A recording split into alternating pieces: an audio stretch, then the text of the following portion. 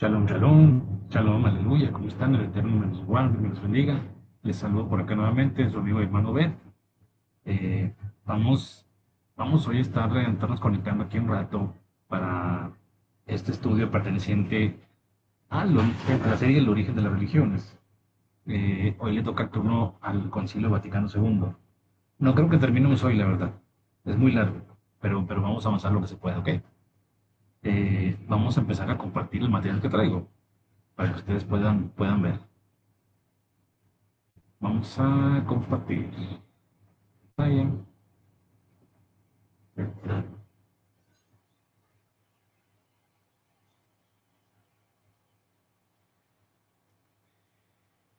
Listo, bueno, ese es el material que traigo para hoy. El tema, más bien, el material sobre este concilio que se llamó el Concilio Vaticano II. Ya hemos visto las primeras religiones, la reforma, etcétera, cómo fue agarrando fuerza la Iglesia Católica. Entonces, cuando hablamos del Concilio Vaticano II, nos referimos a uno de los acontecimientos pues, más importantes de la historia más reciente de la Iglesia Católica. Fue el 21º concilio ecuménico y este mismo reunió a miles de obispos provenientes de todos los continentes y su propósito era reflexionar sobre cómo debía responder la Iglesia a los grandes cambios que estaba experimentando el mundo durante el siglo XX. El concilio no surgió para crear una nueva religión ni para reemplazar las escrituras, sino como una reunión oficial de las máximas autoridades de la Iglesia Católica para debatir, estudiar y promulgar documentos que orientaran su misión en una época de profundos cambios políticos, sociales, culturales y tecnológicos. A lo largo de esta serie, de este tema, pues iremos conociendo qué ocurrió durante aquellas sesiones, cuáles fueron sus principales documentos y por qué sus decisiones siguen influyendo hasta nuestros días. Pero antes de estudiar sus decisiones, podemos responder una pregunta fundamental. ¿Por qué? ¿Por qué fue convocado este concilio? Bueno, después, después de la Segunda Guerra Mundial, el mundo cambió profundamente. La humanidad enfrentaba nuevos desafíos, el avance de la ciencia, la Guerra Fría, el crecimiento de los medios de comunicación y una sociedad que estaba evolucionando con rapidez. Muchos líderes de la Iglesia Católica consideraban que era necesario reflexionar sobre cómo anunciar su mensaje en este nuevo contexto. Entonces, con este propósito, el Papa Juan XXIII convocó al Concilio Vaticano II en 1959. Su intención era promover una renovación pastoral que permitiera a la Iglesia dialogar con el mundo, es decir, el mundo contemporáneo, por supuesto, sin abandonar aquello que consideraban esencial de su fe. Entonces, vamos a conocer quiénes dirigieron este acontecimiento histórico. Este concilio estuvo más que nada bajo el liderazgo de dos papas. El primero de ellos, Juan XXIII, como ya lo dije, quien sorprendió al mundo al anunciar la convocatoria del concilio. Muchos pensaban que debido a su edad realizaría un pontificado breve y sin grandes cambios, sin embargo ocurrió lo contrario. Fue él quien oficialmente el concilio el 11 de octubre del año 62. Tras fallecer él, su fallecimiento en 1963, fue elegido Pablo VI, quien decidió continuar los trabajos hasta su clausura en 1965. Eh, por, por ambos pontificados, el Vaticano II pudo desarrollar de principio a fin. Entonces, vamos a ver cómo, ya vimos quién ahora, cómo se desarrollaron aquellas sesiones.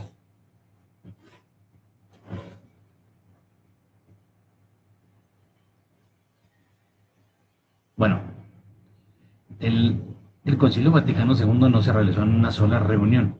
Se celebró en 4 sesiones distribuidas entre 1962 y 1965. En cada etapa participaron de numerosos países, convirtiéndose en una de las reuniones eclesiásticas más grandes de la historia. Durante esas sesiones se discutieron cientos de propuestas que finalmente dieron origen a 16 documentos oficiales. Entonces, las decisiones fueron producto de amplios debates y votaciones entre los participantes. Entonces, aquí podemos preguntarnos qué buscaba lograr este concilio, o sea, cuál era o cuál fue el objetivo, ¿verdad?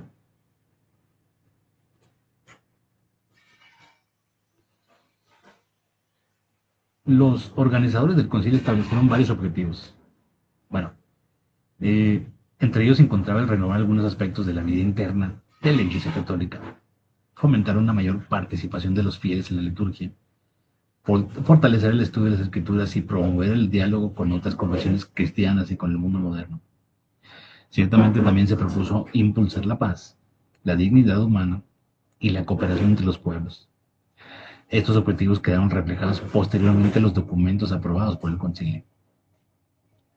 Entonces, aquí hay que, hay que empezar a ver, ¿no? Digamos, a estudiar, por así decirlo, el primero de esos documentos.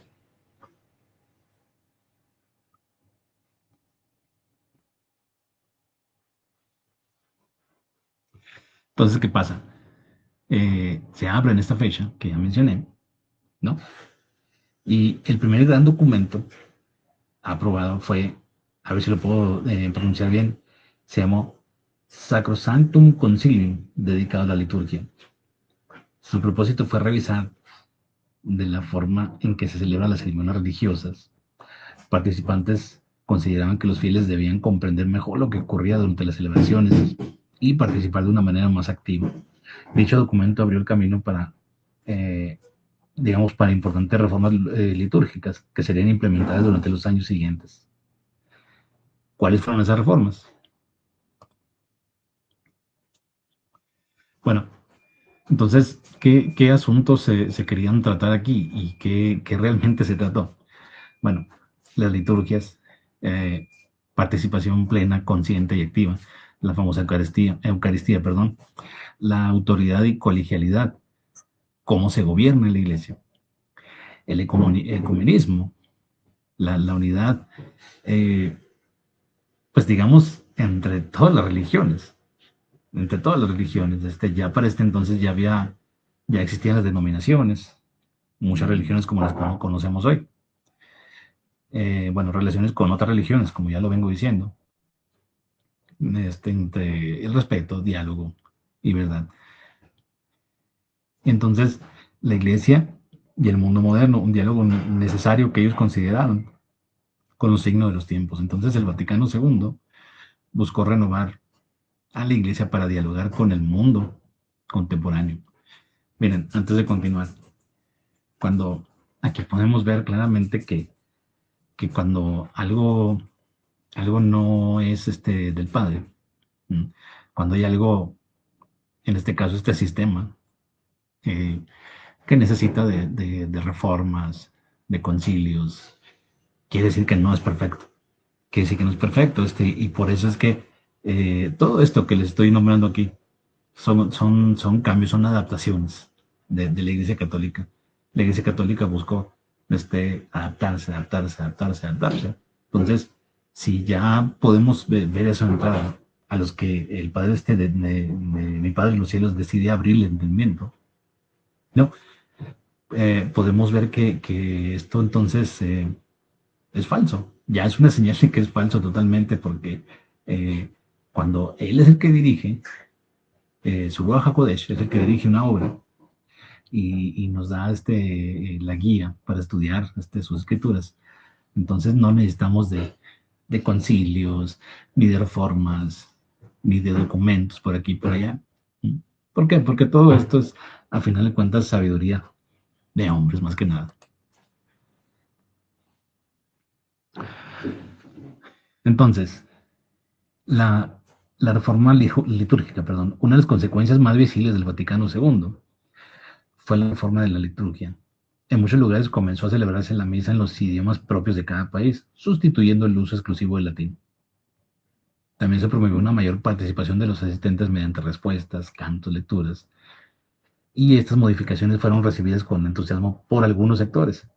mientras que otros expresaron preocupación por la rapidez de los cambios. Fíjense, hasta la actualidad la reforma litúrgica continúa siendo uno de los temas más debatidos relacionados con el Vaticano II.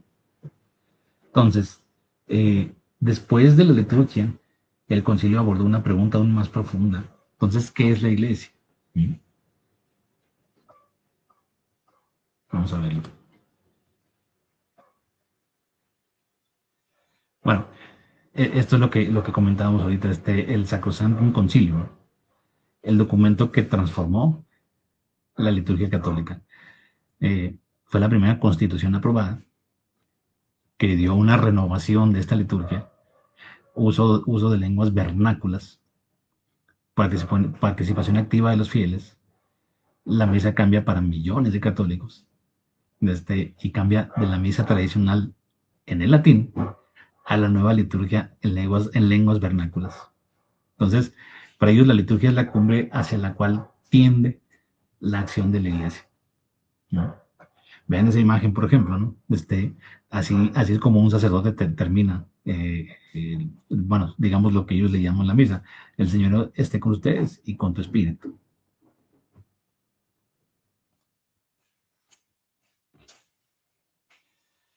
Bueno, otro de los cambios más visibles, más visibles de este concilio, ¿no? Es esto que se llamó las lenguas vernáculas, es decir, latín o lenguas vernáculas. El latín permaneció como lengua oficial. Se autorizó el uso de idiomas locales y mayor comprensión de la misa. Surgieron defensores y críticos y la liturgia se volvió más accesible. Entonces, la participación que Roma quería que sus fieles tuvieran requería que el pueblo comprendiera lo que estaba escuchando, ¿no? ¿Verdad? Pero muchas veces eso no es suficiente porque para todos los que hemos pasado por ahí, debemos depender primeramente de Yahweh y que a través de su Ruach HaKodesh nos abra el entendimiento que todas estas cosas realmente ni son bíblicas y son innecesarias totalmente.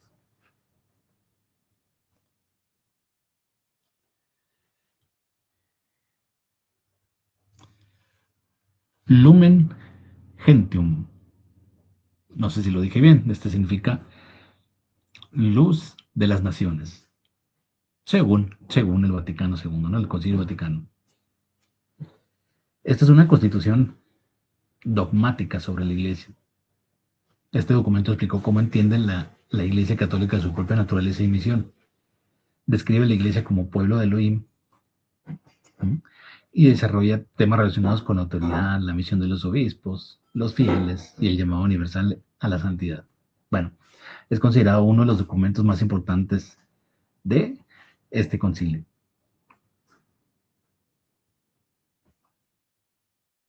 Vamos a seguir.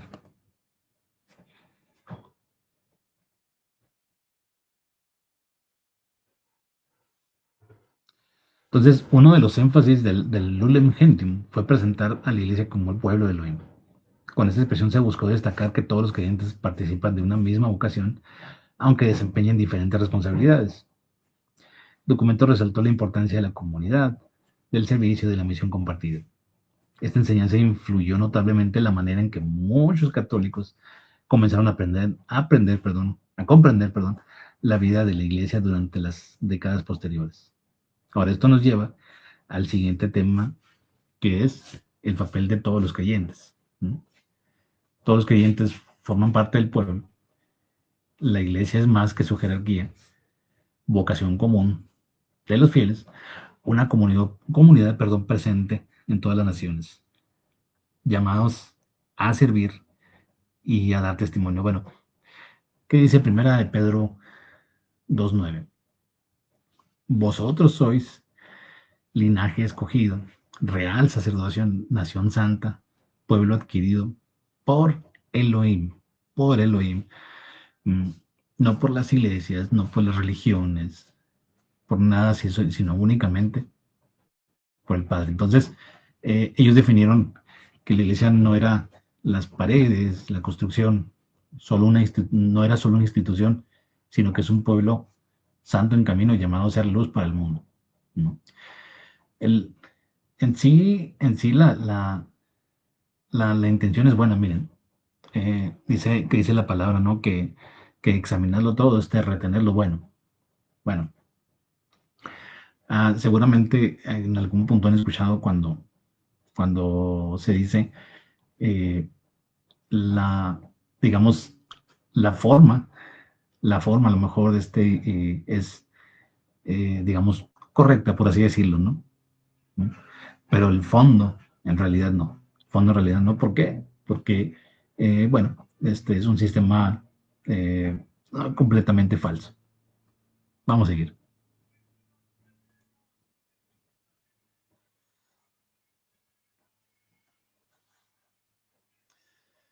Entonces, la vocación universal a la santidad, todo creyente llamado a vivir para el Padre. Bueno, la santidad, y eso es verdad, o sea, no es solo para los sacerdotes, también es llamada para los llamados laicos. Cada creyente tiene una misión, vivir en apartamiento para el Padre y ser luz en medio del mundo. Todo eso está correcto, ¿no? La llamada es para todos, padres de familia, jóvenes, trabajadores, ancianos, y cada creyente está llamado a una vida santa en medio de su vida cotidiana. ¿No? Sed santos, ¿no? Porque yo soy santo. 1 Pedro 1:16.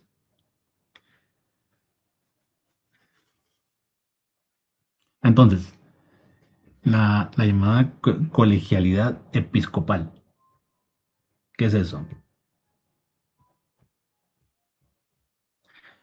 Bueno, los obispos suceden a los apóstoles y forman un colegio, actúan en comunión, perdón, con el Papa y bajo su autoridad, comparten responsabilidad por toda la iglesia, solo cuerpo, un solo pueblo, perdón, un solo cuerpo, diversas iglesias.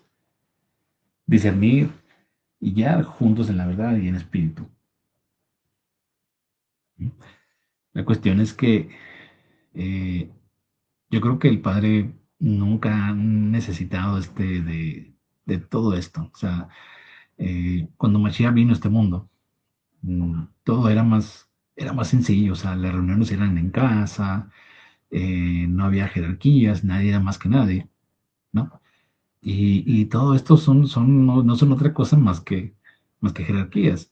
Simplemente esto yo lo veo como eh, las patadas de ahogado de Roma al, al ver bueno, con todo lo que pasó antes de este concilio, que muchos fieles se estaban yendo hasta entonces. Esto es más que nada es un cambio de estrategia. Entonces, la colegialidad no disminuye la primacía del Papa, sino que se manifiesta la comunión de toda la Iglesia, según este documento, ¿no?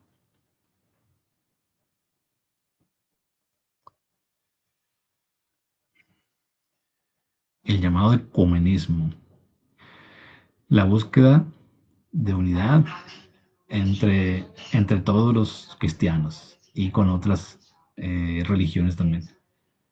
Acercamiento a otras iglesias cristianas. ¿Mm? Bueno, los siglos de división, pues, católicos, ortodoxos, protestantes, que fue como si fueran una de las separaciones, el reconocimiento de elementos de fe compartidos, búsqueda de diálogo y cooperación, superar siglos de división y un testimonio cristiano más, más unido. La cuestión aquí, el problema, dice la palabra, no yo, que la luz, entre la luz y la oscuridad, ¿no? Entre la luz y la oscuridad, pues no hay comunión, no hay comunión, o sea, eh, yo no puedo buscar una unidad, por ejemplo, con espiritistas, con hinduistas, con satanistas, si yo sé que el pensamiento de ellos y el mío, pues va inevitablemente a chocar. ¿Mm? Entonces, mm, esto del ecumenismo, no, eso es totalmente, totalmente falso. O sea, no es más que nada que una cortina de humo, sinceramente. ¿Mm? Que todos sean uno, la oración de Mashiach, Juan 17:21.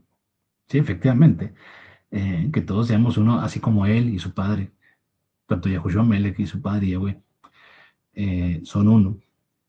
Pero para que todo eso se dé, debemos estar en el mismo pensamiento, no divididos, sino estar en el mismo pensamiento.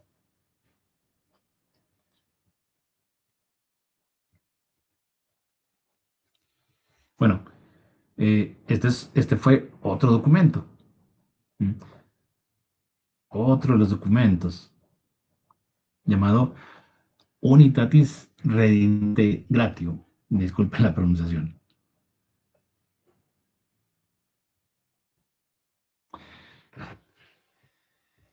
Ese fue el decreto sobre el ecumenismo. Este decreto se dio en pleno concilio en el año 1964, el 21 de noviembre. Bueno, fue promulgado esa fecha, como les acabo de decir, 21 de noviembre del 64, e impulsa el diálogo entre cristianos, acercamiento a ortodoxos, protestantes, reconoce elementos de verdad fuera de Roma y la búsqueda de la unidad cristiana. ¿Por qué? Por los siglos de división, católicos, ortodoxos, protestantes, etcétera. Pero como lo he venido diciendo, o sea, hay que estar en el mismo pensamiento. Yo no le llamaría ecumenismo, o sea, simplemente como dijo Mashiach, que seamos uno, así como él y su padre son uno. Pero si no estamos de acuerdo, no estamos de acuerdo, no podemos caminar juntos, ¿no? Por supuesto. ¿Mm? O sea, imagínense que quisiéramos una unidad, con Roma, con la Iglesia Católica. O sea, ¿qué sería lo que se respetaría? ¿Se respetaría el Shabbat? ¿O se seguiría guardando el domingo? Yo creo que lo más probable es que es el domingo. ¿Mm? Estaríamos guardando las fiestas, Pesach, Leje Matzot, Shavuot, o íbamos a guardar Navidad, íbamos a guardar el Año Nuevo, y vamos a festejar a los santos. Yo creo que la respuesta es muy obvia. O sea, si van a respetar las tradiciones y las liturgias católico-romanas.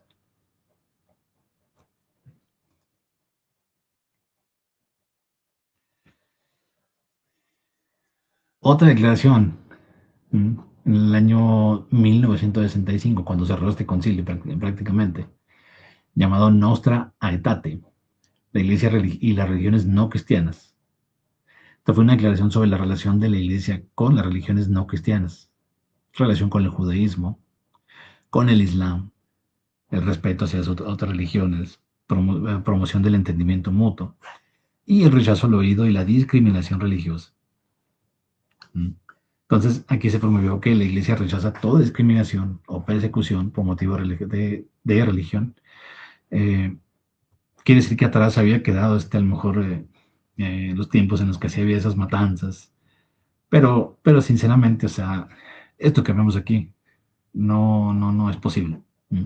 Aquí vemos el ejemplo, vemos creo que así se visten los obispos católicos, ¿no?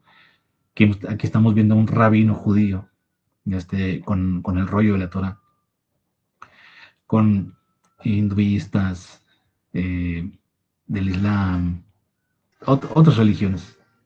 Entonces, por ejemplo, si yo digo que guardo Torah, yo no soy judío, ¿no? Pero si yo digo que guardo Torah, yo podría estar en una unidad con curas, con obispos católicos, con hinduistas, con islamistas, etcétera.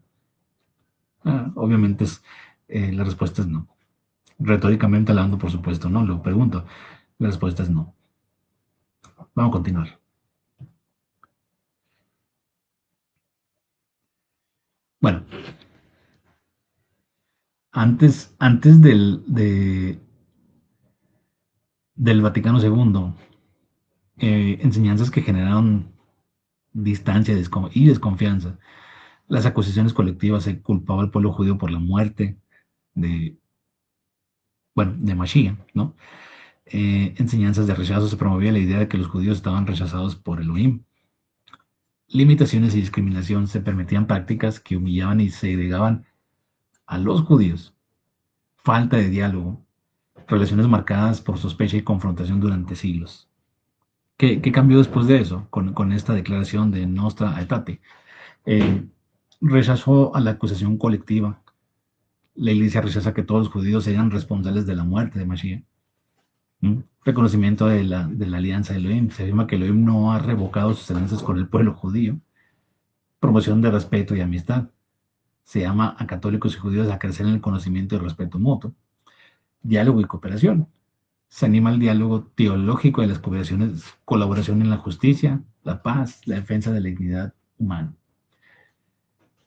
Bueno, en esta declaración dice, el pueblo judío no debe ser presentado ni tratado como rechazado o maldito por Elohim, como si esto se dedujera de la Sagrada Escritura. Esto decía esta declaración llamada Nostra Aetate. Pero igual, como les digo, o sea, todo esto no han sido, a través de los tiempos, no han sido más que cortinas de humo, más que nada.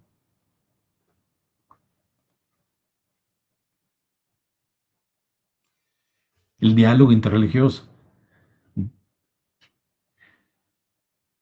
Dice, en estas declaraciones dice, el diálogo no exige renunciar a las propias convicciones. Pero como les venía diciendo, o sea, esto que se ve aquí, ejemplo, esta imagen, aquí vemos a un papa, vemos a un rabino judío, eh, un budista, hinduista, etcétera. Esto no se puede, hermanos.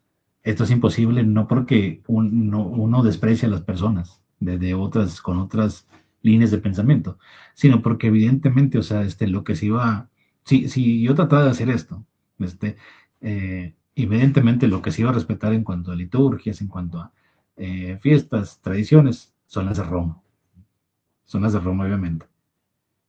Si yo me voy a querer hacer un ecumenismo con el Islam, por ejemplo, si no me matan, si no me agarran y me matan, muy posiblemente eh, eh, es más fácil que se respete lo de ellos a que se respete lo de uno. Entonces, esto es imposible. Entonces, esto buscó este diálogo interreligioso, promoción del diálogo, el encuentro con las demás religiones, la búsqueda del entendimiento mutuo, defensa de la dignidad humana y un tema ampliamente debatido.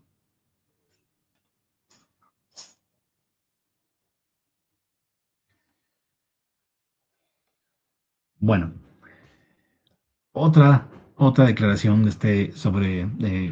digamos, de este concilio, en el 7 de diciembre del año 1965. Se llamó Dignitatis Humanae, Declaración sobre la Libertad Religiosa. Esto afirmó la dignidad de la persona y su conciencia, que la verdad religiosa no debe ser impuesta por la fuerza, de hecho de toda persona la libertad religiosa, y que el Estado debe garantizar este derecho, otro documento ampliamente debatido. Bueno, como les venía diciendo, todo esto, eh, insisto, ¿no? Cuando un sistema, por ejemplo, como este, necesita de tantos concilios, de tantos documentos, de tanto debate, tantas reformas que se han hecho, quiere decir que eso es una señal que esto no puede ser del Padre, no puede ser del Padre porque la Torá, su escritura, el Tanaj, eh, el mal llamado Nuevo Testamento, no ocupa de reformas, no ocupa de concilios, no ocupa de... esto es otra cosa más que sabiduría de hombre. O sea, el hombre tratando de endiosarse a sí mismo y tratando de plasmar su propia verdad. Esto me lo enseñaron hace mucho tiempo. Bendito Yahweh.